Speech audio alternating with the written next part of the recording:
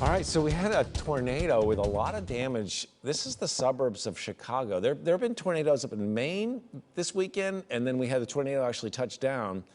Our affiliate in Chicago reports at least 5 people were injured because of this. Are we going to Josh or not? There he is.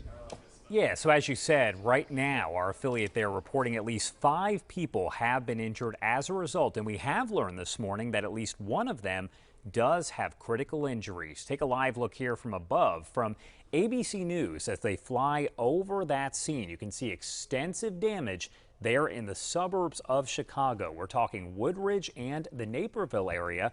Right here, what you're looking at is Woodridge. We're talking flipped cars and dozens of damaged homes, poles down all over the place. Preliminary reports do indicate that tornado may have been on the ground for as many as 15 miles. Again, 5 people at least have been injured, one of them with critical injuries. As we get more details, we will bring those to you on air and on our website.